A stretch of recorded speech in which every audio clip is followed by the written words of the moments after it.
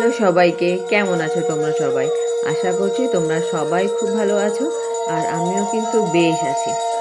এই যে ফাল্গুন মাসের কৃষ্ণপক্ষের শিব চতুর্দশীতে আমাদের শিবের মাথায় জল ঢালা হয়। আর এটার জন্য কিন্তু আমরা সারাটা বছর অপেক্ষা করে থাকি কবে এই শিবরাত্রি আসবে এবং আমরা আমাদের মনের কামনা বাসনা এবং আমাদের সারা বছরের চাওয়া যেটা ভগবানের কাছে সেটা আমরা চাওয়ার জন্য আমরা অপেক্ষা করে থাকি। সেইভাবেই কিন্তু এবছরও ফাল্গুন মাসের কৃষ্ণপক্ষে শিব চতুর্দশীতে এই তিথিটা পড়েছে। আর এখানে এই তিথিতে কিন্তু শিব চতুর্দশী তিথিতে কিন্তু 4টে প্রহরে ভাগ করা হয় এবং প্রথম প্রহর, দ্বিতীয় প্রহর, তৃতীয়, চতুর্থ প্রহর।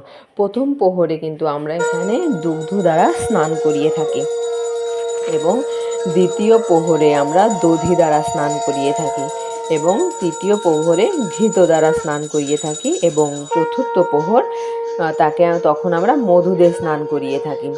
আর রাতের কিন্তু পুরো রাতটাকে কিন্তু আমরা 4 ভাগে পঞ্জিকাতে ভাগ করা থাকে। প্রতিবারই কিন্তু একই রকমভাবে প্রহর পড়ে না, প্রতিবারই কিন্তু আলাদা আলাদাভাবে প্রহরের ঘন্টা ভাগ হয়। যেরকম হচ্ছে এবার 6টা থেকে 9, রাত 9টা পর্যন্ত, রাত 9টা থেকে রাত হচ্ছে 12টা পর্যন্ত দ্বিতীয় প্রহর, রাত 12টা থেকে রাত 3টা পর্যন্ত তৃতীয় প্রহর, রাত 3টা থেকে ভোর 5টা 5:30 পর্যন্ত থাকে চতুর্থ প্রহর। এই 4টা প্রহরের মধ্যেই কিন্তু আমাদের পুজোটা সম্পূর্ণ করতে হয়। আর এভাবে আমরা আমাদের গ্রামে কিন্তু পুজোটা করে থাকি। আর আমাদের এই কালী মন্দিরে সব পাড়া, সব কাকিমারা, মায়েরা, বৌদিরা সবাই চলে আসে এই শিব চতুর্দশীতে এই বাবার মাথায় জল দেওয়ার জন্য। আর এটার জন্য কিন্তু আমরা সারা বছর অপেক্ষা করে থাকি। তোমরা কে কোথায় কিভাবে জল দিলে আর কিভাবে এটা পালন করলে সেটা কিন্তু জানাতে অবশ্যই ভুলো না।